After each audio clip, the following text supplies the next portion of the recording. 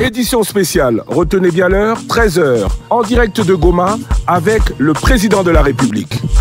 Dans l'émission Le Débat, le chef de l'État répond aux questions de Françoise Bouela, RTNC, et aux questions de Top Congo FM.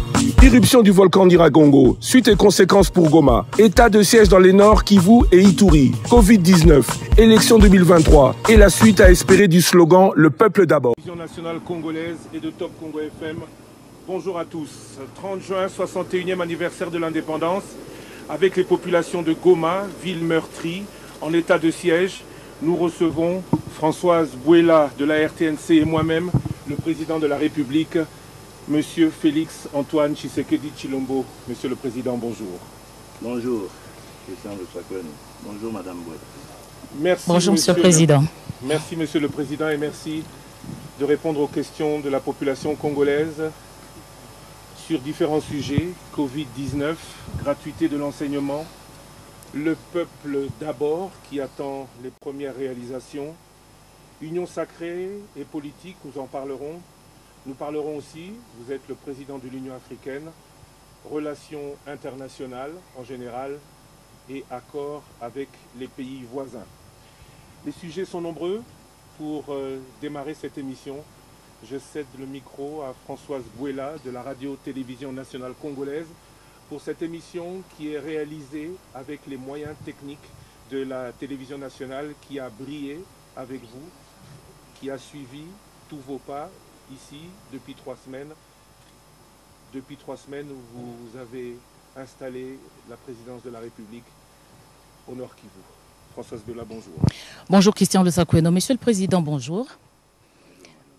3 semaines dans la région de l'Est du pays pour parler du volcan de Nyiragongo qui a frappé Goma, le territoire de Nyiragongo. Vous êtes allé en compagnie de votre homologue rwandais aller visiter les sinistrés, notamment à Kibati. Monsieur le Président, qu'est-ce que vous avez observé? Parce qu'il y a des plaintes notamment sur l'assistance des sinistrés. Bien. Avant toute chose, j'aimerais vous saluer d'abord et vous remercier de me donner cette occasion de parler des problèmes du pays. C'est toujours très important, surtout à une période comme celle-ci. Nous venons de commémorer hier les 61 ans de notre indépendance, donc il faut à un certain moment pouvoir faire le point. Je voudrais dire ici, d'abord pour commencer, que lorsque ce drame est arrivé, je me trouvais en Belgique, après la conférence de Paris, à l'initiative du président Macron, qui voulait se réunir avec certains chefs d'État africains sur la situation économique de l'Afrique après la pandémie de Covid. Et donc, après cette conférence, j'ai dû me rendre à Bruxelles pour quelques contacts. Et de là, j'ai malheureusement appris la nouvelle. J'ai interrompu mon séjour, annulé tous mes rendez-vous et mis le cap sur Kinshasa. J'ai eu entre-temps de là-bas à parler avec le Premier ministre et je lui ai demandé d'envoyer une délégation ministérielle d'urgence qui est arrivée et qui a fait les premiers constats, qui a essayé même de parer aux premiers besoins, aux premières nécessités. Et aujourd'hui, je suis à Goma comme je l'avais promis. Je termine mon séjour. Vous avez dénoncé la mafia dans l'armée. C'est quand même contradictoire. Vous dénoncez la mafia, mais vous confiez la gestion de l'Ituri et du Nord Kivu aux militaires. La question de la confiance se pose. Madame, il y a de la corruption en République démocratique du Congo. Dois-je vous considérer comme une corrompue? Vous êtes congolaise, je suppose, non? Dois-je vous considérer comme une corrompue? Pourtant, la corruption est endémique en République démocratique du Congo. J'ai toujours dit, madame, que s'il y a un lieu où on peut encore trouver des gens qu'on peut appeler des patriotes dans ce pays, c'est bien notre armée. Et c'est pour ça que depuis mon accession à la magistrature suprême, j'ai tout mis en œuvre pour améliorer le sort de ces hommes en armes. Et de ces femmes aussi, parce qu'il y a des femmes parmi eux. Parce qu'ils font preuve d'un patriotisme extraordinaire. Vous ne connaissez pas, madame, les conditions dans lesquelles ces gens vivent. Mais ils font fi de tout cela et ils donnent leur vie pour nous. Mais malheureusement, parmi eux, comme dans toute organisation, il y a des brebis galeuses, malheureusement. Et c'est cela, c'est là que je veux extirper de cet ensemble exemplaire qu'est notre armée nationale. Comment vous allez faire? Mais le travail continue. Il y en a déjà qu'on commence à interpeller, il n'y a pas de problème. Donc c'est pas ici que je vais étaler les stratégies des enquêteurs, etc. C'est après que vous verrez. Mais le but, c'est de mettre notre armée, nos troupes dans les meilleures conditions de travail. Qu'ils n'aient plus de soucis de leur famille, de leur propre traitement, est-ce que la solde va arriver ou pas, de leur équipement. Vraiment, c'est de les mettre à l'abri, de mettre les moyens nécessaires à leur actif pour qu'ils puissent fonctionner normalement. C'est ça qui m'importe le plus. Monsieur le Président, vous avez aussi observé qu'il n'y avait pas trop de vérité sur le nombre. Bien sûr, mais c'est tout ça quand je vous parle de mafia, mais c'est ça. Donc ça veut dire, on savait qu'on était en sous-effectif, mais on a fait passer, on a fait croire qu'il y avait assez d'effectifs et les moyens sont même sortis pour payer alors qu'on savait que c'était des opérations retour. Enfin, il y a eu des choses comme ça, mais ce ne sont pas les hommes de troupe, pas ceux qui meurent au combat. Ce sont les autres, les responsables de cette mégestion, de cette mafia, ce sont eux qu'il faut poursuivre et condamner pour haute trahison, parce que c'est vraiment exposer nos militaires à une mort certaine en les traitant de cette façon. Considère-t-elle, selon vous, au retour à la situation initiale, de paix?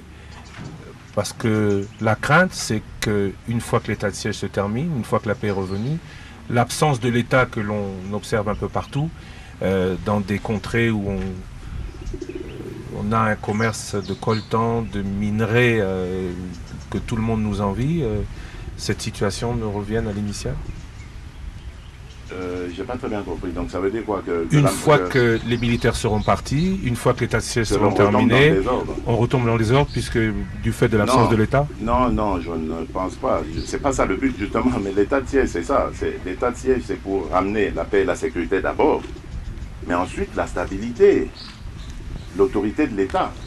Lorsque tout sera ramené et que les administrateurs militaires qui sont là aujourd'hui repasseront la main aux civils, mais ces derniers n'auront pas de soucis autres que de continuer la gestion telle qu'elle avait commencé en instaurant davantage la présence et l'autorité de l'État.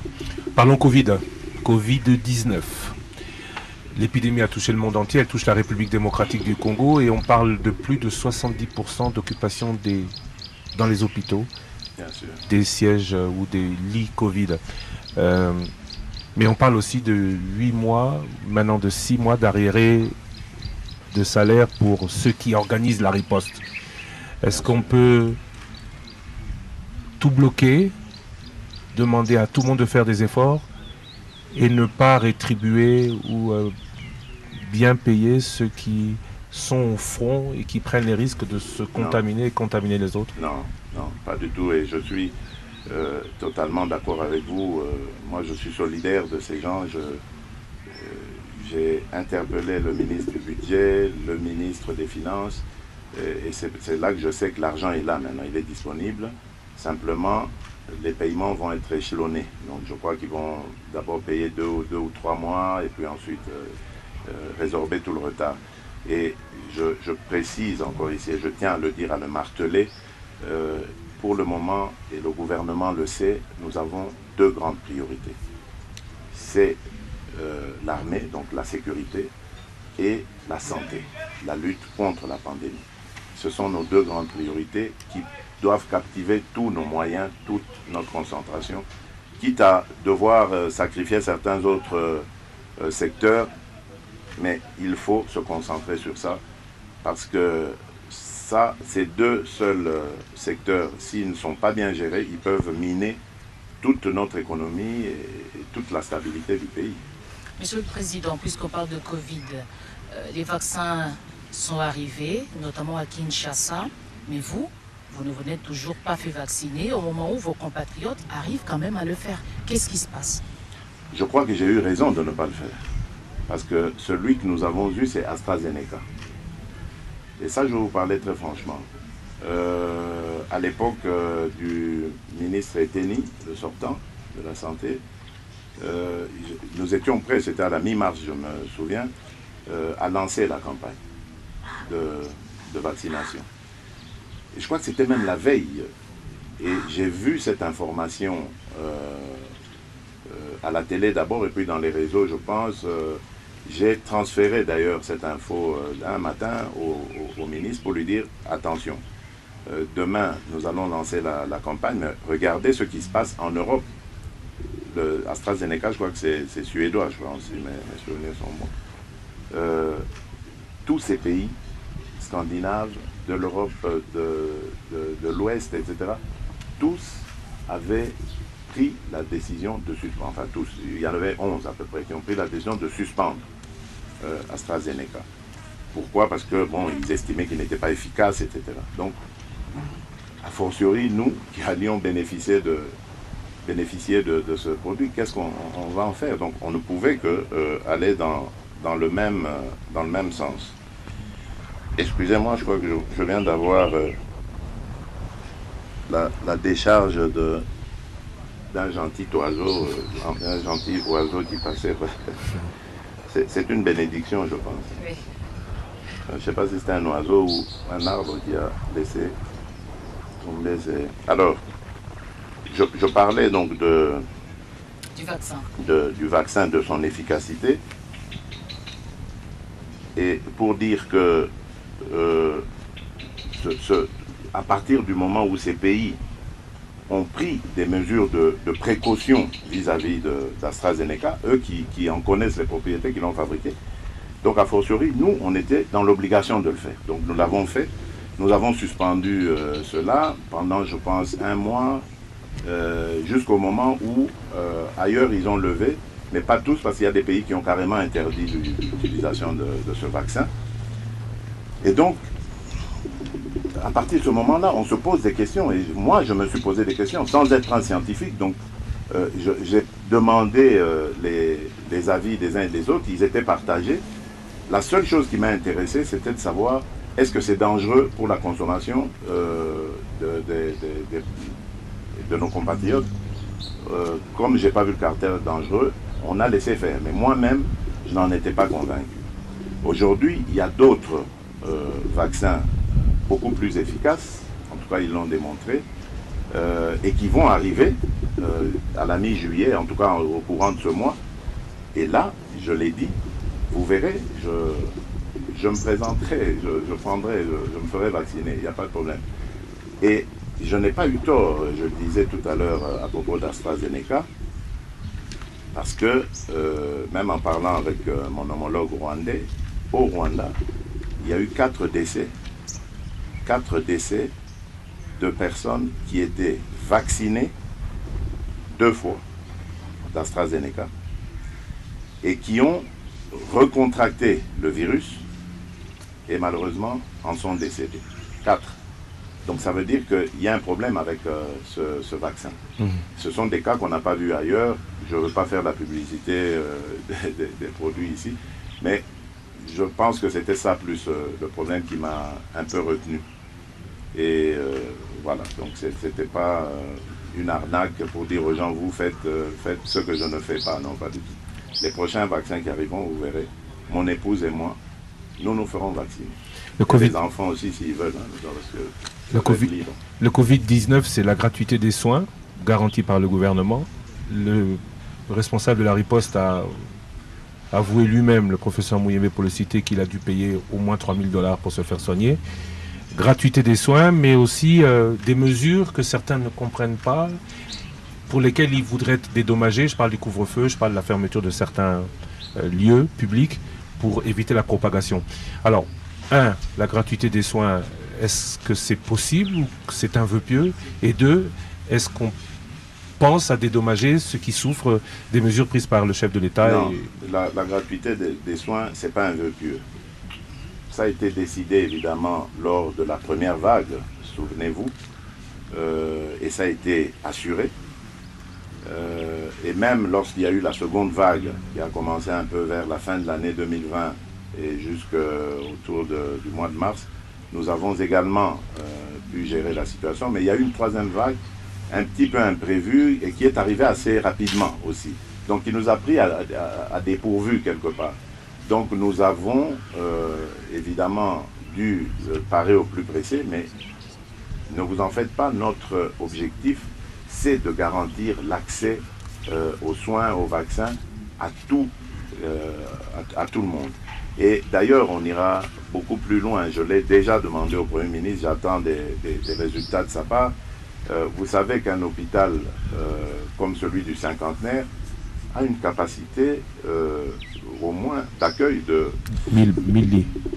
Non, actuellement, donc en plus de ce qui, je pense, de 800 lits. Mais n'est pas utilisé. Mais qui ne sont pas utilisés. Pourquoi? Voilà. Mais sûrement parce que l'État doit de l'argent sur les exercices passés où cet hôpital a dû faire des efforts, a dû prendre sur son propre budget, etc. Donc c'est là que j'ai dit au Premier ministre de regarder ce qu'il y a à faire, de dédommager ou de combler le vide qu'il y a, combler le manque à gagner de cet hôpital, et ensuite de permettre à celui-ci d'avoir le rendement qu'il faut. Et si nous ouvrons cet hôpital à la population, nous pourrons quand même gérer cette situation. Donc c'est possible de le faire. Ne soyons pas alarmistes. Je comprends la situation actuelle. Et je vous l'ai dit, elle est arrivée de manière brusque. Je crois que ça nous a pris un peu au dépourvu. Mais il faut très vite se relever et y faire face. Il ne nous reste qu'une dizaine de minutes, alors on va aller beaucoup plus rapidement dans les autres sujets. Parlons social. Ce principe de la gratuité est inscrit dans notre Constitution. Pourquoi est-ce qu'elle n'a pas été appliquée? Mais moi j'arrive avec les moyens du bord que je trouve, je prends la décision de l'appliquer. Et le résultat, c'est qu'il y a au moins 4 millions d'enfants qui étaient hors parcours scolaire qui reviennent. Et c'était tellement formidable que nous avons été dépassés par le succès de cette mesure. Les classes surabondées, etc. Donc, mais bref, l'essentiel c'était de reprendre toute cette jeunesse, de l'encadrer, de la mettre dans un parcours scolaire. Donc, ce sont des efforts. Aujourd'hui, nous sommes en train de travailler sur la même chose, la gratuité de la santé, avec l'initiative de l'assurance santé universelle, pour que demain, tout Congolais, quel que soit son portefeuille, puisse avoir accès aux soins de santé. Mais ce sont des efforts, qui ne se concrétisent pas en un jour. Il faut de l'argent, il faut des structures, il faut de la réflexion pour ça. Il faut de la gestion par la suite. Donc ça doit se mettre en place.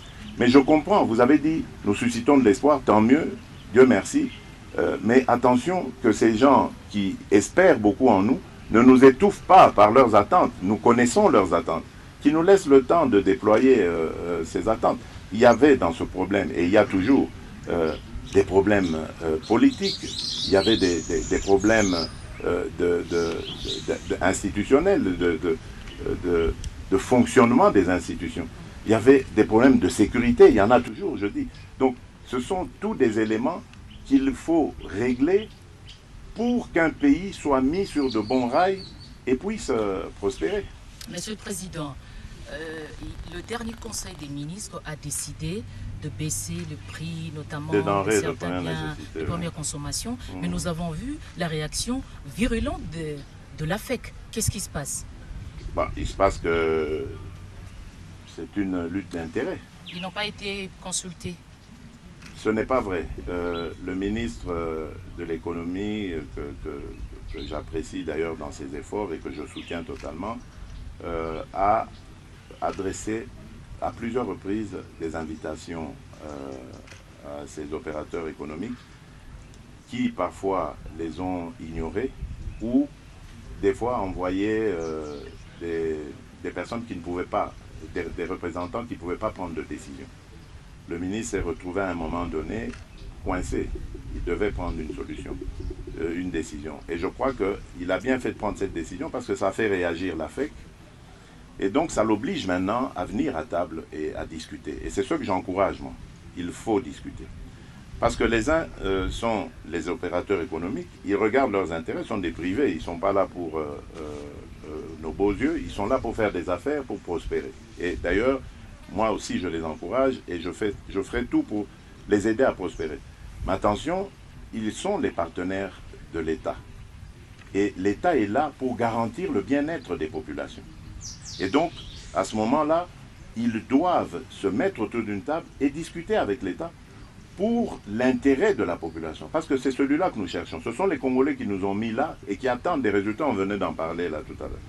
Donc, nous devons absolument tout mettre en œuvre pour soulager, tant soit peu, le quotidien de nos compatriotes. C'est ça que nous poursuivons comme objectif. Il ne nous reste que 4 minutes. Nous rappelle la je production. Vous en rajoute 10 ou 15 si vous voulez. Avec votre autorisation, voilà. Françoise Il ne faut pas qu'on vous mette sous pression. Hein. Merci, Monsieur le Président. On n'est pas sous pression.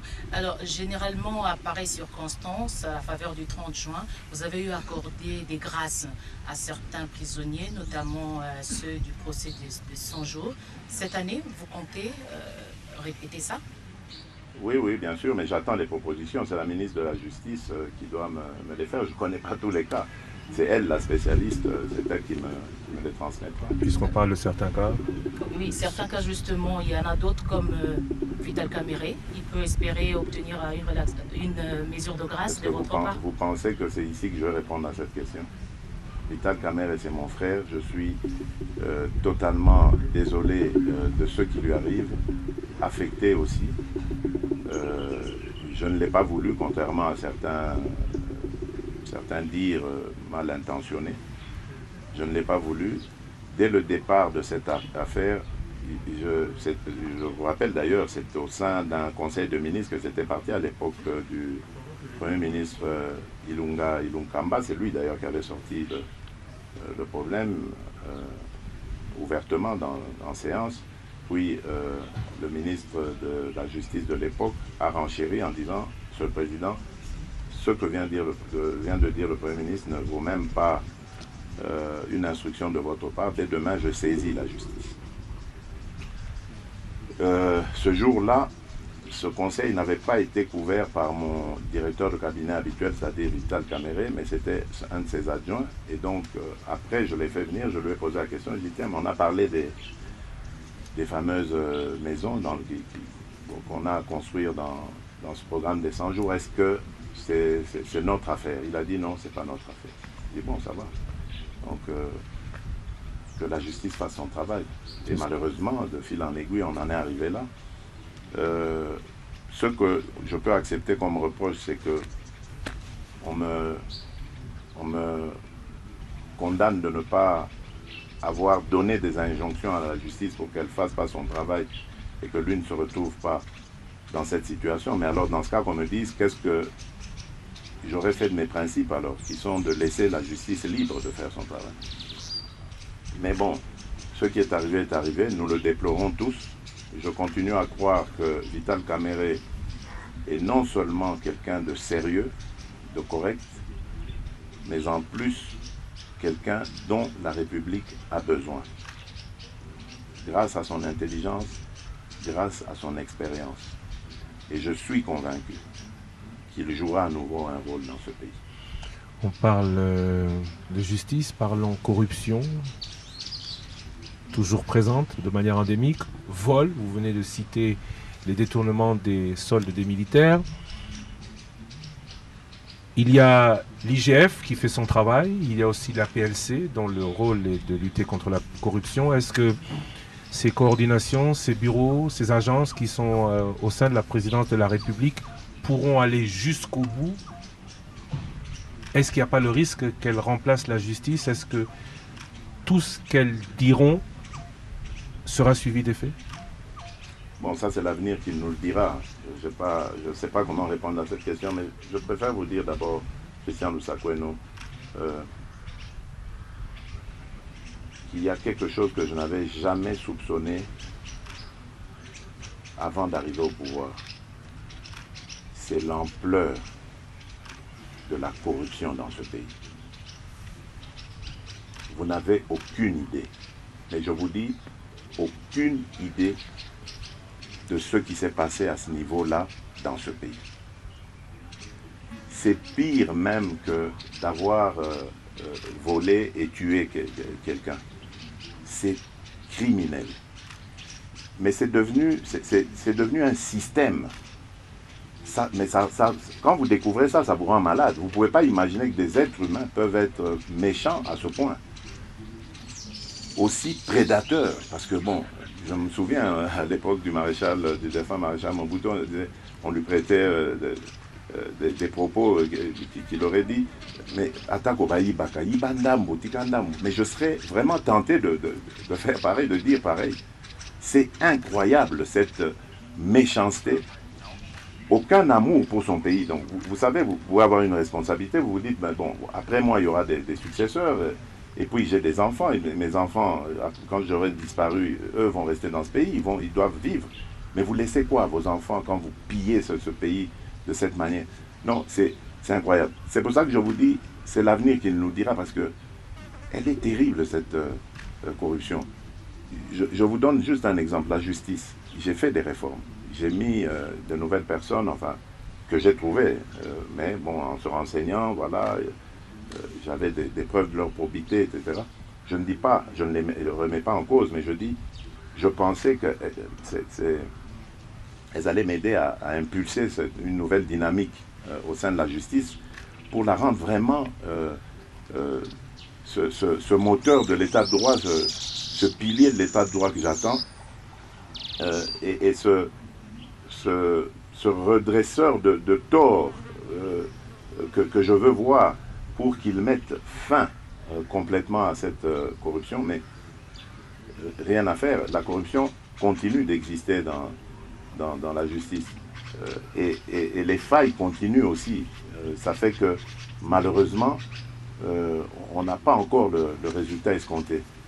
Et donc vous voyez, ce n'est qu'un exemple parmi tant d'autres pour vous montrer que, bon, il y a un problème. Peut-être qu'il y a des efforts à fournir de la part des autorités, dans le sens où on doit peut-être mieux rémunérer ces gens pour les empêcher d'avoir cette boulimie à vouloir régler les problèmes de leur manière.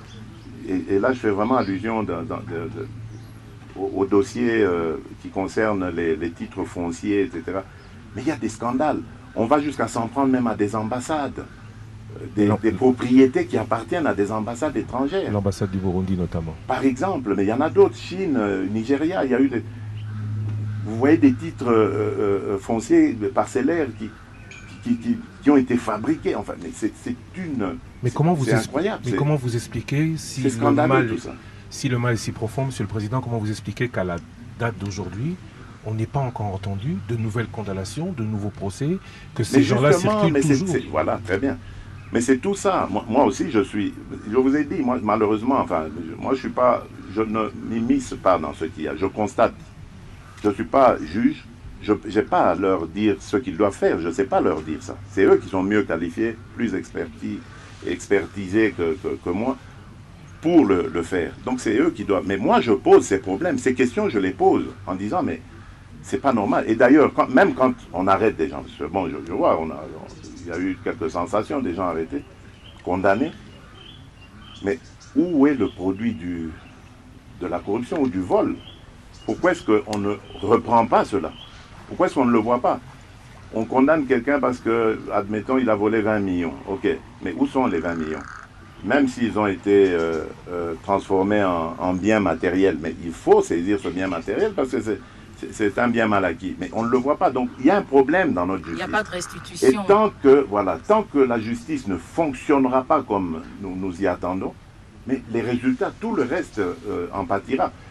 Bravo à l'IGF parce qu'elle commence quelque part à faire un peu le travail de la justice. Bravo à l'APLC qui a eu quelques problèmes de démarrage, mais maintenant je pense que ça va aller.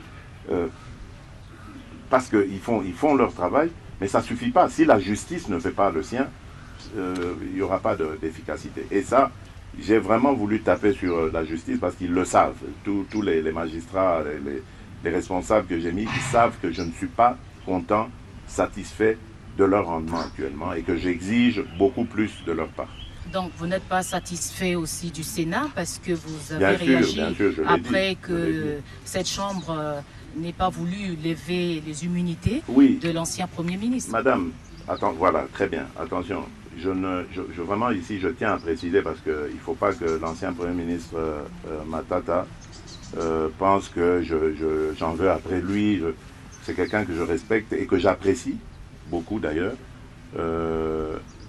Mais je ne comprends pas qu'on crée cette catégorie de Congolais qui peuvent d'une part être justiciables et rendre compte à la justice, et d'autre part des Congolais qui ne peuvent pas, qui peuvent eux être extirpés de la justice. C'est très mauvais, et même pour lui, l'ancien Premier ministre Augustin Matata, même pour lui, ce n'est pas du tout quelque chose de profitable, parce que bon, c'est un acteur politique. Demain, il aura peut-être... C'est pas une chasse à la sorcière, Monsieur le Président. Pas du tout, je ne peux jamais souhaiter ça. J'ai toujours dit, il faut que la justice fasse son travail. Et il ne faut jamais compter sur moi pour que j'aille m'immiscer. Posez la question, vous êtes des journalistes, d'ailleurs, il vous arrive de faire des investigations, ou allez poser la question aux juges, ils vous le diront. Il y a eu dans mon entourage, et il y a sûrement même encore, des gens qui ont tenté d'aller, et je le dis ici, là je crois qu'on m'entendra, qui ont tenté d'aller influencer des juges, etc. Je le sais. J'ai dit aux juges, le prochain qui vient, parce qu'il ne vient pas de ma part, arrêtez-le pour trafic d'influence. Faites-le. Ça ne me gênera absolument pas. Parce que je veux que la justice soit indépendante. Et surtout qu'elle soit ce bras séculier que j'attends moi, qui va nous aider pour instaurer l'état de droit. Monsieur le Président, à Kinshasa et un peu partout dans le pays, on parle des cadeaux que vous allez faire aux députés pour avoir renversé la majorité qui ne correspond pas aux résultats des urnes qui ont fait de vous président de la République et qui ont défini la majorité, Monsieur le Président. C'est votre cadeau? D'ailleurs, réfléchissez bien. Vous verrez que ce problème ou ce pseudo-scandale est intervenu au moment où on parlait du problème des cartes de crédit à la Banque centrale, utilisées sur le Trésor, n'est-ce pas? Et donc ça a arrangé beaucoup de gens de faire plus de bruit avec cette affaire pour étouffer l'autre. C'est simplement ça. Et c'est pour ça que je disais tout à l'heure, ça me faisait rire, etc. Mais comment voulez-vous corrompre 500 députés? Parce que notre Assemblée nationale fait 500 députés. C'est 500 véhicules qui ont été commandés. Donc ça veut dire que même l'opposition aussi, alors je vais la corrompre. Ça n'a pas de sens. Souvenez-vous, au moment où nous construisions cette union sacrée, j'avais reçu les députés de l'Assemblée nationale. Et dans notre discussion, je leur ai dit, écoutez, les amis, moi je ne suis pas votre autorité morale. Déjà, oubliez ça. Moi, je veux une discussion d'égal à égal avec vous. Vous êtes les représentants de notre peuple. Vous devez faire votre travail comme il se doit. Et moi, mon rôle sera de vous mettre dans les meilleures conditions. Quelles sont, selon vous, les meilleures conditions pour que vous fassiez votre travail? C'est-à-dire que vous soyez à l'écoute du peuple, que vous rameniez ces revendications du peuple, que vous rameniez les réalisations ou les non-réalisations du gouvernement dans vos circonscriptions respectives, pour que l'on sache travailler en symbiose pour l'intérêt de notre peuple. Ils ont cité une série de revendications, parmi lesquelles il y avait des véhicules. Il y a parmi ces députés, si vous ne le savez pas, je vous l'informe, notamment ceux venus pour la plupart ceux venus de l'intérieur du pays, qui n'ont même pas de moyens de transport à Kinshasa. Or, ils doivent faire leur travail de député. Il y en a qui montent, qui vont au Parlement en moto, avec tous les risques que l'on connaît. Il y en a qui vont peut-être à pied parce qu'ils n'ayant pas le... Alors, il pose le problème, il dit, Monsieur le Président de la République, nous voulons, comme dans les législatures passées, avoir aussi des véhicules pour pouvoir, qui vont payer à leurs frais, hein, je le signale ici. C'est pas que le président a une cagnotte quelque part qu'il... Mais certains ne reconnaissent pas, Monsieur le Président, d'avoir signé de crédit. Non, il n'y a pas de crédit, justement, parce que peut-être ça, c'est une méthode qui se passe. N'oubliez pas que l'Assemblée nationale a une certaine crédibilité, une certaine autonomie financière, etc. L'Assemblée nationale peut, et c'est déjà arrivé, rappelez-vous au Sénat, il y a eu à un moment donné une polémique avec l'ancien président du Sénat, M. Alexis Thambwe Mwamba, qui avait fait faire des travaux, contracter des crédits pour faire des travaux. Mais voilà, c'est des choses comme ça qui arrivent. Donc maintenant qu'on pose la question, qu'on n'accuse pas directement de corruption, l'Assemblée nationale, avec son bureau, son président, ont tout à fait le droit de prendre langue avec des opérateurs économiques, des vendeurs d'automobiles, pour voir comment, ensemble, ils peuvent faire les montages financiers qu'il faut afin de fournir ces véhicules. Ce que j'avais fait, moi, c'était de dire, oui, je suis d'accord avec vous, pour optimiser votre rendement, eh bien, vous allez avoir des véhicules. Mais on ne va même pas s'arrêter là, on va continuer. Je l'ai même dit d'ailleurs dans mes discours à la nation. Nous allons renforcer le rôle de nos représentants nationaux en leur allouant, à chaque fois qu'ils vont en vacances parlementaires, un budget à chacun des députés pour que, quand ils rentrent dans sa circonscription, ils puissent avoir les moyens de se mouvoir, d'aller auprès des populations, de poser même certains actes, comme on le voit sous d'autres cieux, avec un budget. Mais pourquoi on ne parle pas de ça? Pourquoi là on ne dit pas que c'est de la corruption? Parce que je plaide aussi pour ça. Et s'il y a des moyens dans les caisses de l'État, je plaide pour qu'on leur donne certains moyens, qu'ils puissent faire leur travail. Parce que c'est ça que je veux. Je ne veux pas d'une chambre d'enregistrement. Moi, je veux d'une chambre de représentants. Des gens qui vont parler au nom de la population. D'ailleurs, une des preuves, rappelez-vous, il y a eu un débat. J'ai vu des gens qui se gaussaient de ce qui était arrivé. Mais pourtant, moi, j'étais heureux de voir que moi, j'avais parlé de prendre des mesures par rapport à l'état de siège en demandant aux chambres de partir en congé et donc la loi d'habilitation, donc j'étais en train de chercher le mot, donc je voulais qu'ils votent cette loi d'habilitation pour que je puisse moi-même commencer à décréter cet état de siège sans devoir me référer, sa prolongation j'allais dire, sans devoir me référer à l'avis des chambres. Mais vous avez vu que démocratiquement, ils ont discuté, ils ont dit non, Monsieur le Président, vous n'avez pas raison. Donc moi j'avais émis un avis, eux ils ont décidé et je me suis incliné. C'est ça la démocratie que je veux voir. Le président n'est pas un surhomme qui a toujours raison, qui quand il a parlé tout le monde doit se taire. C'est pas ça que je veux. Moi je veux d'un pays où tout le monde a sa place et tout le monde a son mot à dire. Merci beaucoup, Monsieur le Président, de nous avoir accueillis, dans votre résidence ici à Goma, d'avoir accepté de nous accorder de votre précieux temps pour répondre aux questions que les Congolais se posent. Ici se termine cette émission. Il y a beaucoup de sujets qu'on n'a pas pu aborder malheureusement, faute de temps, malgré les 15 minutes supplémentaires que vous nous avez accordées. Ah, j'ai même pas regardé, on a pris les 15 minutes. Juste une question que personne ne nous pardonnera de ne pas avoir posée. Vous aviez promis de dire, une fois arrivé au pouvoir, quel est le salaire du président. Alors je vous la pose, si vous êtes en mesure de nous répondre, oui. Vous voulez que je vous parle très sincèrement avec mon cœur? Oui, Monsieur le Président. Je ne connais pas mon salaire. Je vous le dis très sincèrement. Je suis incapable de vous dire combien je touche. Parce que ça ne m'intéresse pas. Je ne touche pas des masses, ça ne m'intéresse pas. Et le peu qui me reste quand je reviens de voyage et tout, je fais beaucoup de choses que je ne veux même pas évoquer ici. Parce que moi je crois que, comme on le dit dans la Bible, lorsque la main droite donne, la gauche doit ignorer. Mon salaire ne m'intéresse même pas. Mais je sais qu'il n'est pas exorbitant. Et d'ailleurs, ça me donne l'occasion, peut-être le passage ici, pour dire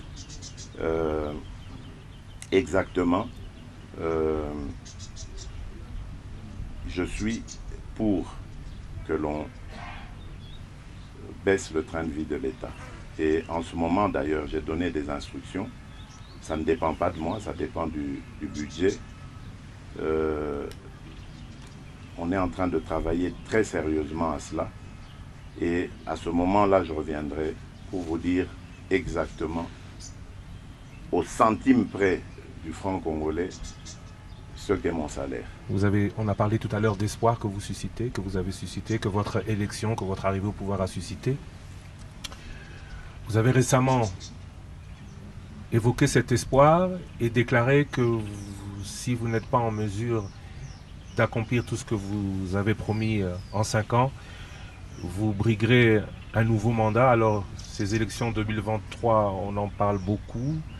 Auront-elles lieu à terme ou pas? C'est une autre question. Mais est-ce que vous pensez être candidat à ce moment-là à un deuxième mandat? Bon, ici, je veux qu'on soit très clair. Parce que j'ai vu une certaine polémique qui voulait s'installer à une question qu'on m'avait posée d'un de vos confrères sur mon intention de me repositionner en 2023. Mais écoutez, je crois que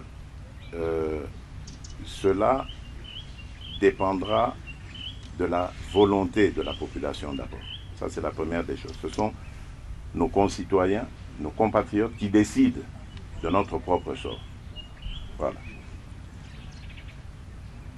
Actuellement, nous venons de composer une coalition, une union d'intention, de bonne volonté, que nous avons baptisée Union sacrée de la nation, pour répondre aux problèmes du pays.